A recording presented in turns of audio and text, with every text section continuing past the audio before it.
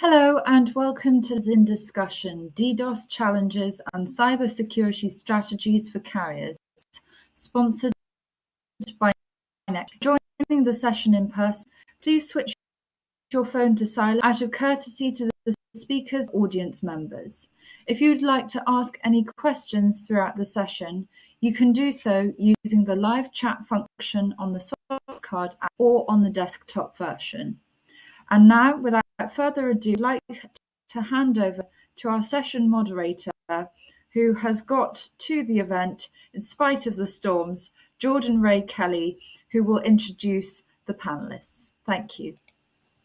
Thank you so much. Again, I am Jordan Kelly, and I'll give a little bit of background about myself after I introduce my distinguished panelists. I also want to note that I have this mask, and it's going to be going on and off per local policies here. So if you think we're being safe, we absolutely are, and I appreciate everything that's been done to ensure that that's the case. So let me turn it over to Zen to introduce himself. Okay, thank you, Jordan. Xenophon Giannis. I run sales for Nexusguard for the last 6 years, dealing with cybersecurity. Prior to that, I was sales for AboveNet for about 10 years, dealing with building complex networks. So quite an understanding of the field. Great, thank you. Avi? Hi, I'm Avi Friedman. I'm a recovering network operator, now a CEO of a company called Kentic that does network observability and analytics. We have about 300 customers, and half of them are service providers, and DDoS comes up a lot, cybersecurity, and happy to hear the questions and talk with the panelists about that. Thanks, Avi. Max, over to you.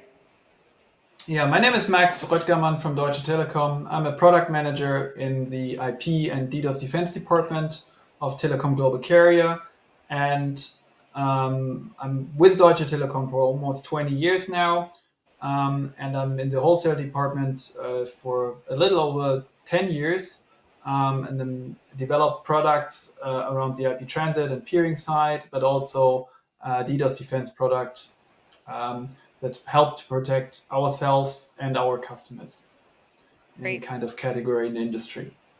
Thanks, Max. Appreciate that. Again, I'm Jordan Kelly. I'm a Senior Managing Director at FTI Consulting and Head of Cybersecurity for the Americas. And prior to that, I spent about a dozen years at the FBI working all types of cybersecurity threats.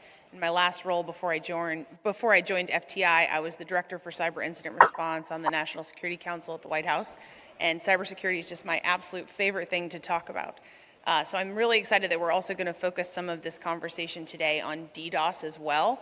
I'll start with a brief anecdote, which is one I'll never forget. As I was working very hard in the U.S. government in the months leading up to the U.S. election in 2016, you may recall there was a lot of discussion about potential threats to the election. And so I decided in October that I'd been working so hard for the last 6 months, and I knew it was going to be really busy when we got to November, so I decided to take a little vacation down to the Caribbean. And one morning I woke up to about 100 calls, and I had heard that the internet had gone offline. And you may recall this was a fairly infamous DDoS attack against Dyn DNS. And New York Times actually reported that the Russians had knocked the internet offline. And so it was a mad scramble as I was poolside in the Caribbean trying to understand what had happened, to communicate information from the FBI over to the White House and to other stakeholders. And although DDoS as a threat had been something that was always on my mind for many years, it wasn't really until that moment in 2016 when I realized what a significant threat it was, that the American public and the world didn't know how significant it could be, and that a lot of work really needed to be done to get to the bottom of this threat. So there are many global challenges that we're facing here, and I think that cybersecurity for me is certainly at the top of the list, but I'm really excited to hear from our panelists today as to what kind of cybersecurity challenges they're putting at the top of their list. How do they think about DDoS? So I'll start by talking about critical infrastructure. Cyber attacks on critical infrastructure have really been trending in the last 12 months. On the healthcare sector, we saw the attacks on Colonial Pipeline that slowed a number of commerce issues here in the United States to a halt. Given the attention that's now finally on these issues from the media, from government, from the public, what have you guys done differently in the last 12 months when it comes to these types of threats? Max, why don't we start with you?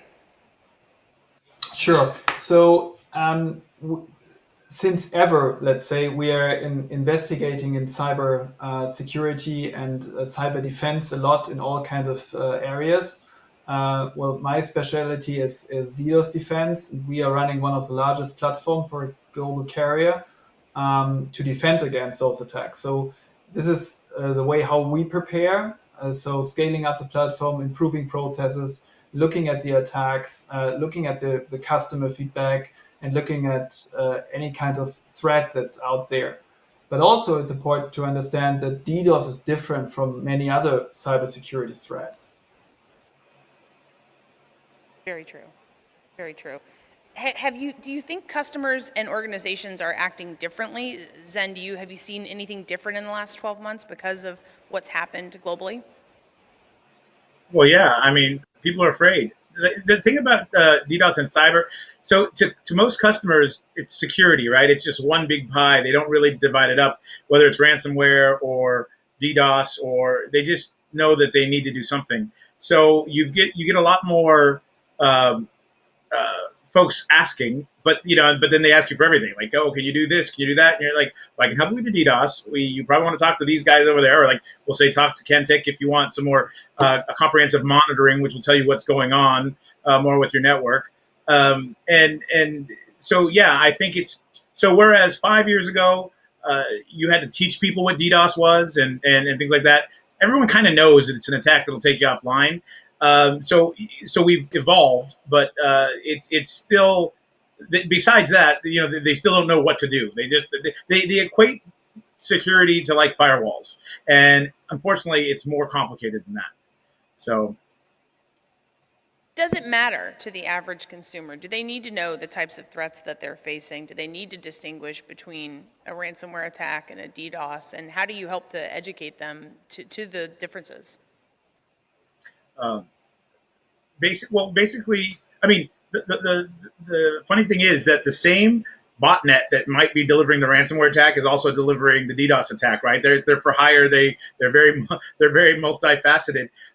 So to answer the question, well, you're vulnerable to all. That's the I mean, they're different. They're completely different strategies on how they're going to infiltrate your network, right? One is more of a like a vandalism, where they're trying to just take down your network and make you not be able to serve content, which also can be ransom, right? They can say, we're going to keep taking you down so you lose money for whatever if you don't pay us.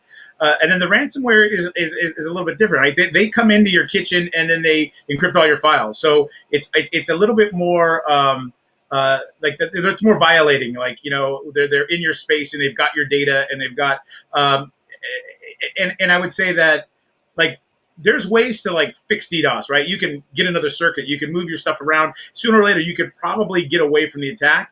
But if they've got your ransomware, they've got all your files encrypted and they've got the key, it's going to be almost impossible to get that unencrypted very quickly without their help. So you just need to know. I mean, the thing about ransomware is it's usually something you did wrong that allowed them to come in, right? So whether it was you left something open or one of your employees did something, or so yeah, you need to know. It's almost like you just need to know how to protect yourself, right? Like wash your hands, wear a mask. Same kind of thing with the different types of attacks or threats. Yeah, we're all learning a lot about basic hygiene in a number of categories lately, Yeah. it seems. Avi, what are you seeing different from your consumers? What we're seeing over the last 12 months is people taking both architectures designed to prevent issues and the mitigation full stack. So as people no longer run only their own networks, as they're dependent on the internet and many carriers for SD-WAN, they're using cloud, they're using SaaS, how to design so that they can outsource, they can be sophisticated. Sometimes they may be always on for some properties. Sometimes they may go on demand. And really, especially as people start looking at cloud, do they use cloud services or not? Some of our most sophisticated customers have started trying to push all the way down to the NIC. One of the things Zen mentioned, QoS as quantity of service, is definitely something that we've seen people deploying, especially as the visits to the data center are less frequent, and I think that's probably going to continue even post-COVID. So putting a lot of capacity in place, orchestrating it, using modern architectures gives you a lot better ability to protect, prevent, and then also to mitigate. So taking what you've all said about what you've seen evolving over the last 12 months and certainly beyond, are we at a tipping point? Is there a difference in how organizations and consumers are looking at the threats? And are we getting better at defeating them? I ask myself this often. I'm not sure. I've obviously been in this world for a long time and thinking about cybersecurity for a long time, and I'm not sure that people are taking it seriously enough. So do you guys have any reactions to that? I worked with... Well, if I may start... Oh, sorry. Go ahead, Max. Sure, Max. So I think in the past 1.5 years, we are all aware how important the internet and the connectivity to the internet is for everybody. Yeah. Despite the fact that we're working from home, we organize conferences like this remotely. Yeah. And everybody is dependent on internet access. And imagine what happened if we wouldn't have the internet these days. So this opens up the ears and eyes for people, the normal consumer, but also businesses, enterprises, governments, and all kinds of industries. Yeah, everybody realizes how important and how important the internet is, but on the other hand, how vulnerable it is. Yeah. So what happens if you're offline with your service for 1 minute, 5 minutes, an hour, or even a day or two? Yeah. And this awareness has changed tremendously. Yeah. And then from that fact that people start thinking about that topic, they look at every, not at every corner, but at more corners of, okay, what are threats that I'm typically facing, and where are vulnerabilities and where I need to adopt and change. So this is something we clearly see in the past 1.5 years. Thanks, Max. And let me just say quickly, if you may have just heard a siren in the background, as I mentioned, we have been facing some severe weather here in the Washington, D.C. area, and I believe those are flood watch alerts going off on people's phones, so apologies for that. Don't worry, we're not sitting through a fire alarm. Avi, what do you think? Do people get it? Are they taking it seriously enough? Yeah, I think that people are taking it seriously, but also to your question about sort of the infrastructure and are we at a tipping point, I was at Akamai for 10 years, and we did work with Richard Clark, who was on the NSC, and started to look at the vulnerability of the internet. And I think it's still fortunately true that criminals need the internet to make money, and that nation states have turned to cryptojacking and things like that, because the internet is still relatively fragile if you really wanted to attack the infrastructure itself. We've done a lot of work with things called control plane policing and interconnects, but I think as Max said, people are realizing how critical it is to the world, and some of the same things that you can do to fight forward provisioning, again, modern architectures to prevent people are doing. But we're still, I would say, fortunate that the criminals are actually making money using the internet, and that people find out who want to attack, find out, because there's still a lot of vendor bugs, a lot of issues there, and so we're certainly hoping things continue to get better, and capacity and technology helps protect. So talking a little bit about how the threat of DDoS has evolved, and feel free to talk about other types of threats that we're seeing as well. How are the techniques changing and evolving, and keeping in mind that thought about how do you monetize these threats? What are we seeing that's different now than the DDoSs of the early 2000s? I will say something though. I would say this. So DDoS attacks, threats in general, but I would say you have a spectrum of attacker, right? I think you have like the little kids that are playing around, and I think you have Mitnick genius all the way on the high end, and that's the scary part about the whole cyber security threat in general. You have people that are just as smart as the people that are making the defenses, and to them it's almost like a game. So, for example, like 20 years ago when you were talking about when Dyn got hit, that wasn't 20 years ago, but 20 years ago when was it Buy.com and Yahoo got hit. Those were very simple DOS attacks. They weren't even DDoS. They were just hitting directly at one, from one IP number, and we had no defenses for it. We weren't ready. So we got better, and then they got better. And so now then they did distributed because they could do from several IPs to make it look like we're normal traffic. And so then we got better again. And, we created more things to identify that. Well, now one of the nastiest attacks that we're seeing that is very threat for ISPs is they call it carpet bombing or bits and pieces attack. And the thing that's very scary about this is that it's designed to not be detected by Arbor and all the different hardware devices. So there's a certain threshold that will auto detect an attack, and so these guys send their attack limits right below that. So all of a sudden you're seeing some degradation in performance, but there's no attack alert. And then they proceed to, instead of just doing one or two IPs, they spray. I almost call it like the sprinkler effect. They just kind of spray a whole range of IP numbers. So they're going back and forth, so that when the device actually realizes that there might be an attack or something's wrong, they've already moved to another set of space. So it's inherently like designed to bypass, the threat detection that you probably paid millions of dollars to buy, and that means somebody knows exactly how these devices work, right? They designed this to defeat. So they have the key, right? They just know. So how do you defend against that? It's more a chess game than it is like, I used to say that the internet inherently was poorly architected for performance. So you bought load balancers and Akamai and things like that. But the internet wasn't trying to make your traffic slow. It just was that way. So you had to, it wasn't working against you. It was just the way it was. But in this scenario, you have an opponent.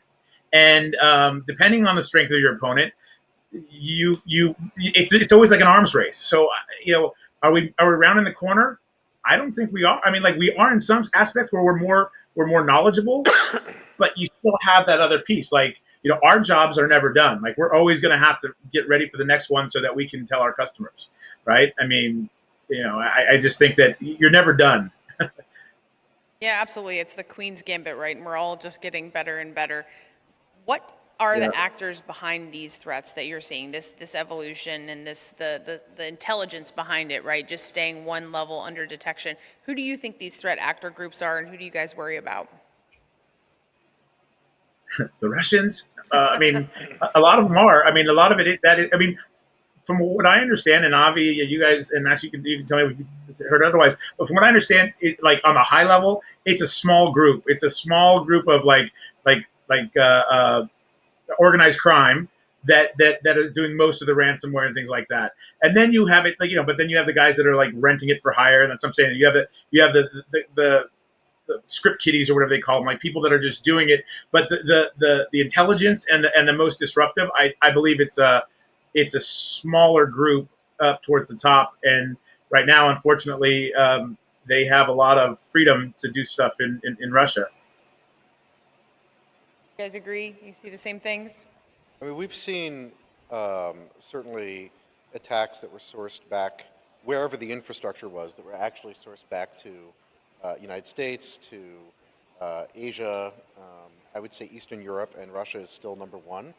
But there is a lot of, as an investigation, you have to say, well, who has benefited by the harm that's being created?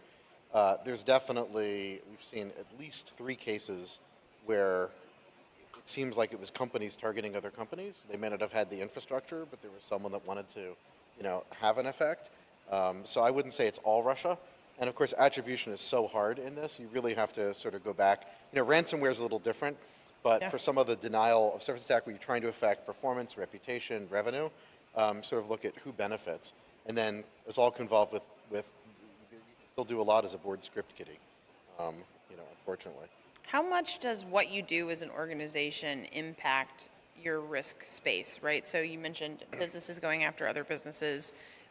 When you have someone come to you and you understand their industry, how much variance do you see between the industry threats and based on their market share? I'll let the others take it, but I have an opinion too. Max or Zen, you guys want to take that one? Go ahead, Max. Yeah, well, it's on the customer side. You mean on the industry share, or? You're right. I mean, I think not just who their customers are, but what they do.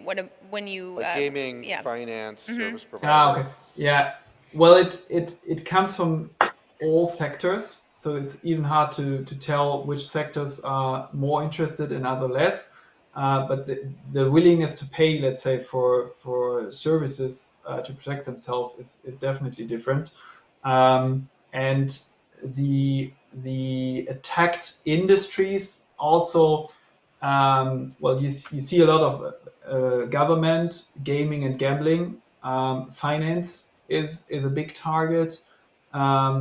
Carriers themselves, hosting providers, smaller carriers, but it's hard to really put it in boxes and basically tell you are from that industry and you're safe. Yeah. So Nobody's that's safe. typically nobody's safe these days. Yeah. I mean, I would say this, like, from the ISP standpoint, ISPs aren't necessarily targeted on their own, right? It's usually one of their customers that's targeted, and it's a lot easier sometimes to just collateral damage, just take down the route of the ISP because you'll get your target. When you're talking about the other side, like ransomware attack and things like that, a lot of times that's not.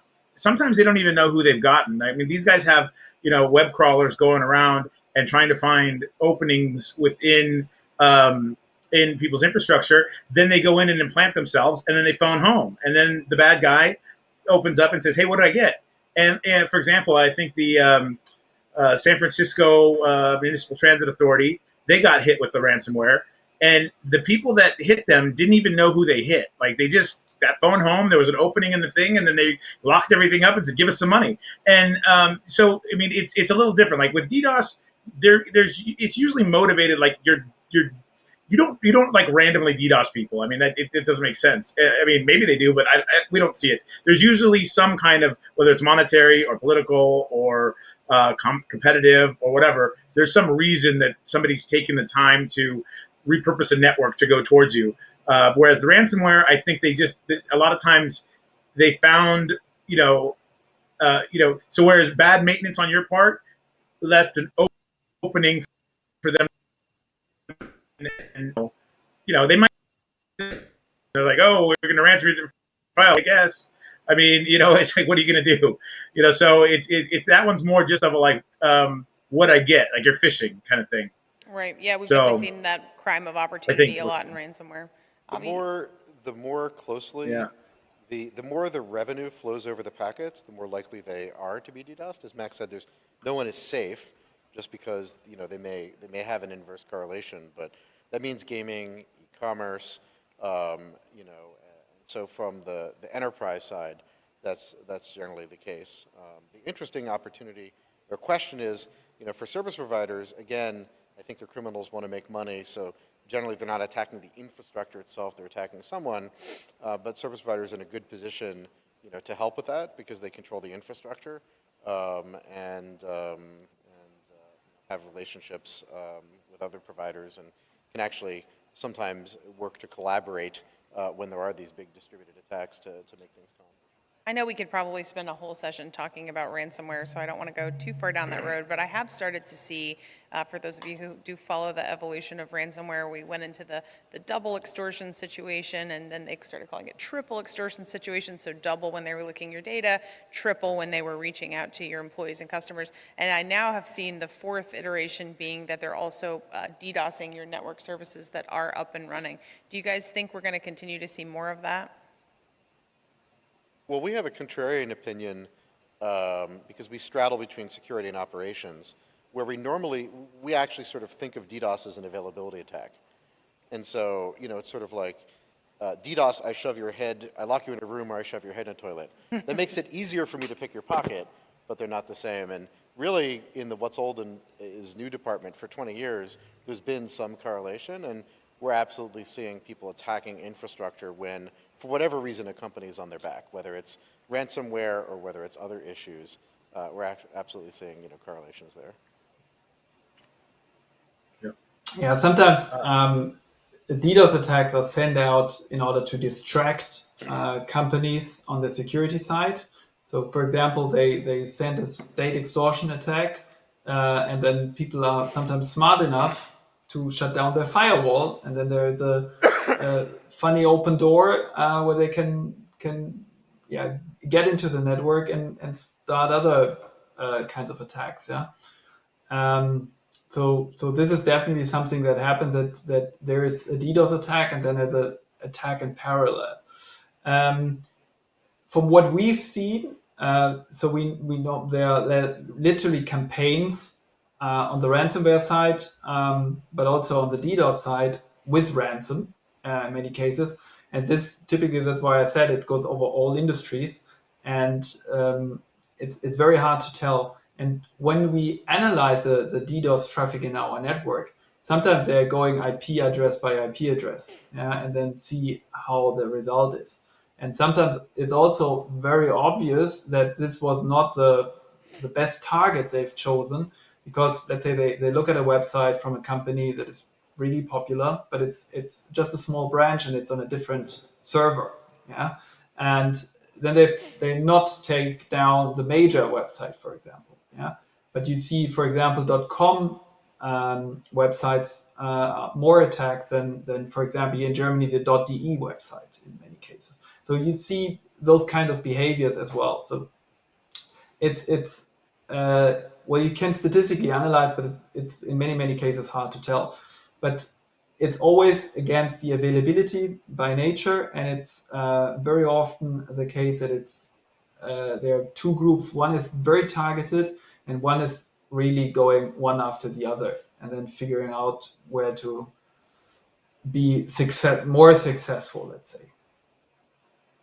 Thinking about the telecom industry in particular, and I know you said obviously the threats go across many industries. What are the threats that are most significant to this industry, and what can they do to avoid them? Well, I think it's as we as telcos are in a special position. I always call ourselves as the transporter in many cases. So especially in the wholesale part. So we transport traffic for our customers. We don't look into that traffic. We don't care about the traffic by nature. So our job is just to bring it from source to destination. Yeah, and this is our job basically, and this makes it very difficult in many cases to help customers unless they really tell us or ask for help in many cases. You guys have any thoughts on that?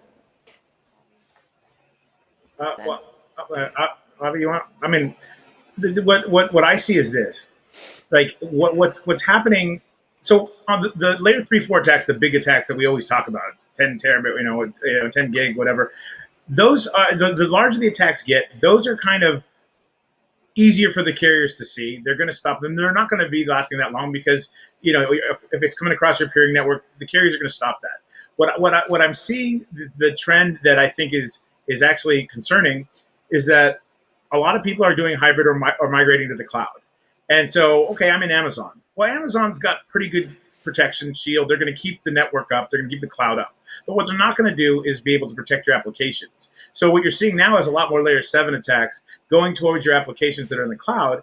And even for ISPs and carriers, they're not set up. Whereas ISPs are watching their network, they can see 3-4 attacks. That's what they're geared to do. They're not there to see these minuscule attacks that might be just a couple megabits, but they're very disruptive. And now customers are going to these carriers and saying, fix it. And it's like they don't have. It's not that they can't, but they're not tooled to go and monitor your individual application. And so you've got I think a gap kind of in the market, whereas everybody is now relying on the ISP. Like before it was like, just keep the internet up. Now it's like, hey, protect me, and then do this as well. And so regardless whether it's your job or not, they're like, we want you to fix it. So I think that the ISPs and the carriers are being forced to actually try to find a solution for because everyone's doing cloud, everyone's getting into it because the customers love it and they're pushing for it.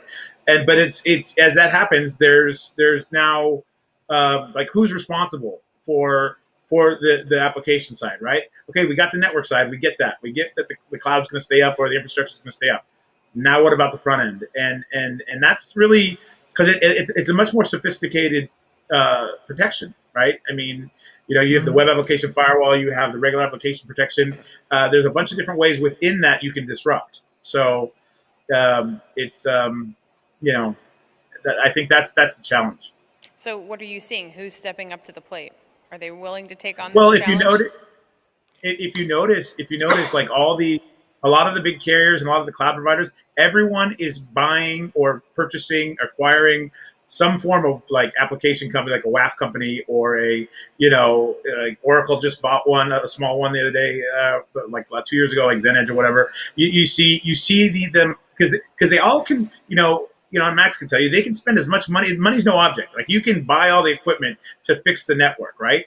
But you need the technology specific to actually do the application stuff, and you might not have that. So usually they're looking to acquire like a little piece of technology that they can implement into the network that will solve the problem. So everyone, I mean, you see most of the larger guys are doing it that way. They're either doing a big partnership or they're buying some technology, acquiring it, and implementing into the network.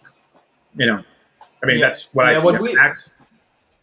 What we've done for years now is a hybrid DDoS, a hybrid approach of DDoS protection. So we have on-premise devices that are inline deployed typically between router and firewall on the customer side that are inline, so all the traffic goes through. And if they can't cope with the size of the DDoS attack, they basically signal to our scrubbing centers in our networks. And of course, nowadays people are more comfortable with not having, or companies are more comfortable with not having equipment on site and go cloud. And this is why we've gone the path as well to have an online, always on inline protection within our network. So we've clearly seen that trend like 2-3 years ago, and then started to develop products that are inline deployed in our network. So we can literally provide customers with a clean pipe on that end. And you heard it here. Zen So said money's no object, so whatever investment you need to make, right? Yeah, well, so it's of course it's a different approach now. So in the past, we didn't, as I just said, we didn't care about what's going on in the traffic. We just keep the network up and running. And now we have a specific. Obviously, it's not for everybody, yeah. yeah. But it's a specific product for a specific market where we have this inline deployed, and it's works very, very fine, and customers are happy with that to have that in the So network of the operator.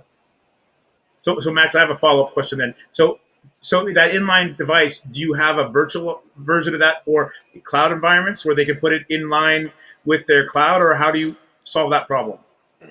It's in the IP stream of the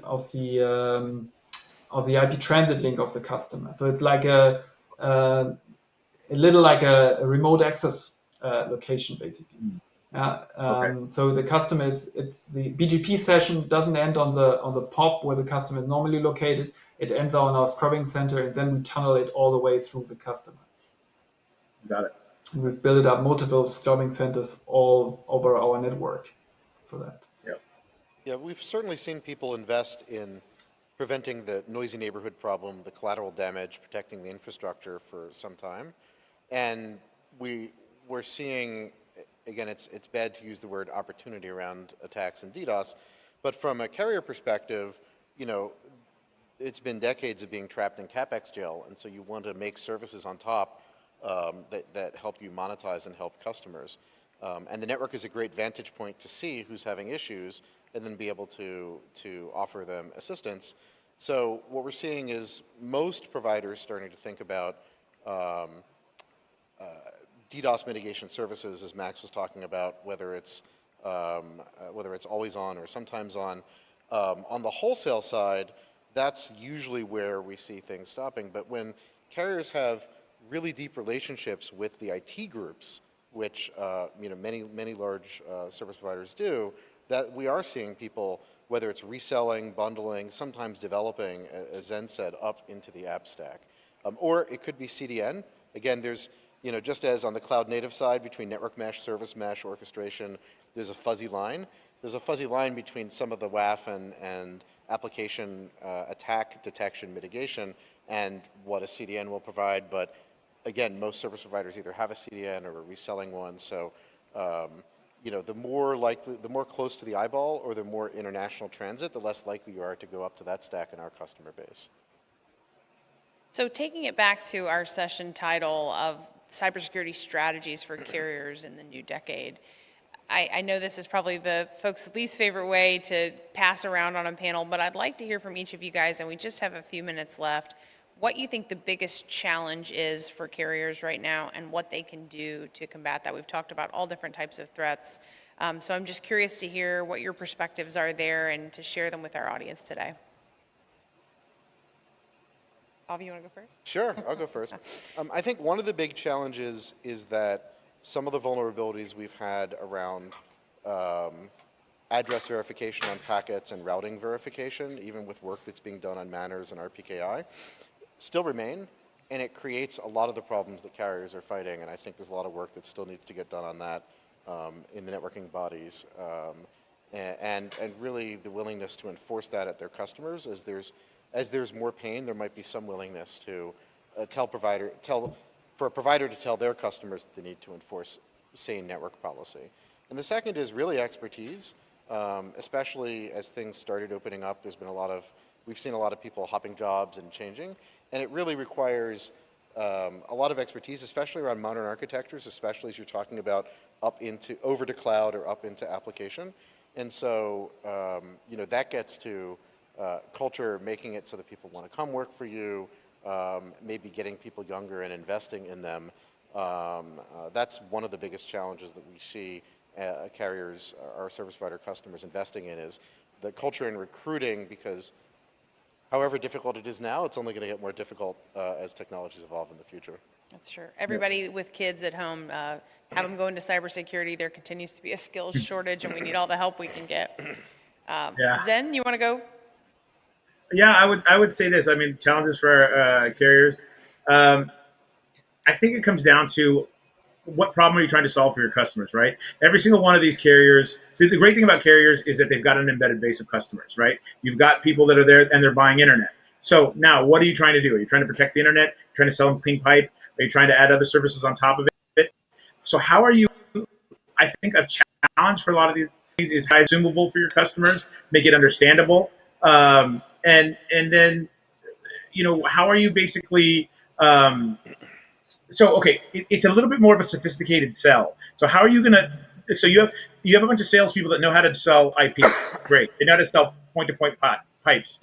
A cybersecurity sale is a little more sophisticated. So then how do you then, clean pipes easy, but then the deeper you get, so then how are you going to sell it? How are you going to actually,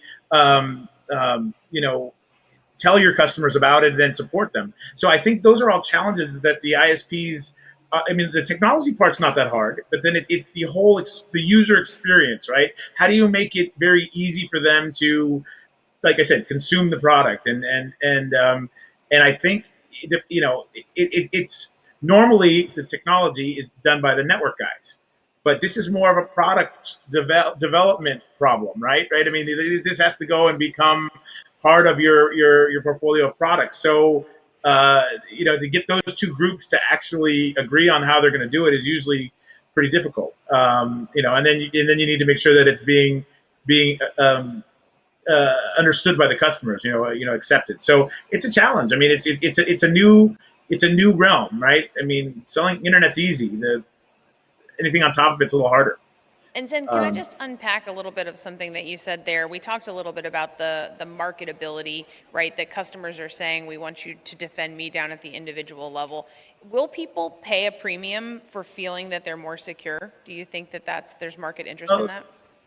Sure. I mean, yes. It depends on the customer, but there's a whole segment of customers that have to be in compliance, right? They're regulated. They have to be compliant. So schools and all that, they will pay a premium, and it becomes a requirement.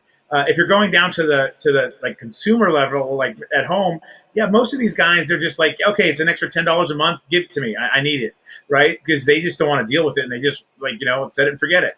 But even the small and mid-range businesses, like we've been dealing with a lot of these WISPs, the smaller ISPs, they can't afford to buy the big hardware. They can't afford, a lot of them, maybe they'll buy clean pipe from one of their upstreams, but, their margins are so thin, they can't themselves like deal with it. So, but they need to have something. right? So it's so for them, this becomes buying like a managed solution or whatever that they can at least know what's going on their network. But it's a challenge because like whereas Deutsche Telekom has all this money that they can and development and R&D and revenue. If you're down the stack, you're kind of you're hindered in being able to meet the challenge, right, and be competitive. Yeah, how do you productize it? Your customers are asking for it, but is adding it going to put you out of business, right? Because you don't immediately see the revenue, right? It's a you might get a value add, but just because you have 100 customers, let's say, it doesn't mean that all 100 of them are going to buy the extra service, right? So it's going to be more of an organic kind of thing. So it takes a while. It's an investment, and it's got to be a commitment from the ISP side to actually want to do it. I mean, expand their product base. Thanks, Zen. Thanks for letting us go on that detour. I'm always interested in that topic. Max, your thoughts on the biggest challenge and what we can do about it? Yeah, well, I think one of the biggest challenges is education. So first, educating to people to get new folks into the industry and that's facing the challenge, but also educating the world and everybody that the internet is just not there. It's a very hard job to keep that up and running. Yeah, and it's actually a very fragile thing that we all rely on. And on the one hand, it's a dangerous place, but it's also a fun place to be. Yeah, so basically not bothering people with all the threats every day, but keeping aware and keeping them carefully. But understanding that this industry and this network, basically, or this network of networks, is very fragile in the end. And we all rely on it. We all need to go along the path, do our best to save this, keep it up and running, and face all these challenges. Yeah. So just to name a few, BGP hijacking, for example, very simple challenge. Solution is a little harder with RPKI or just filtering and route verification. Yeah. Those simple things are, because there are so many players involved in this collaboration, it's getting very, very difficult. This is one of the biggest challenge I see there. So educating the world that the availability of the internet is not just given by nature, but it's so damn important for all of us. There's been a lot of parallels in this discussion today to talking about whether it was cybersecurity as basic hygiene, and here you're making a great reference to this really being a natural resource. And so, of course, as we face challenges in the environment, we face challenges here in our online environment every day. So we have just about 2 minutes left, and I just want to make sure that I come back out to each of you guys if there's any parting thoughts that you want to make sure that we leave this session with today.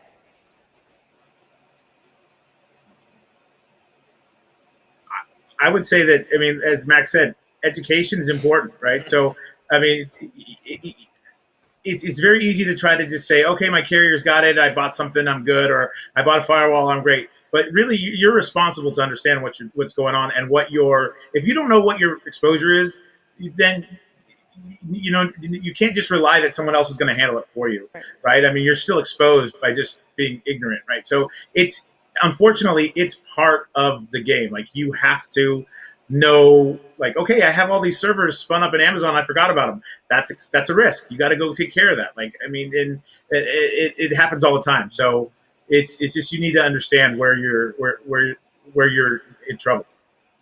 So true, so true. Others? Yep, no, I very much agree. Education, modern architecture helps with hygiene, helps reduce a lot of these problems, and gives the businesses other benefits too. But, it's really hard to come in.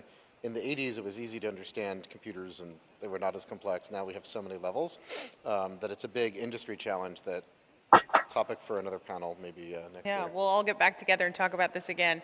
I guess I would also say, because I don't think we've said it, and I think no cybersecurity panel would be complete without mentioning, enable your multi-factor authentication, right? That's my always takeaway. I want to make sure everyone hears that as often as they can.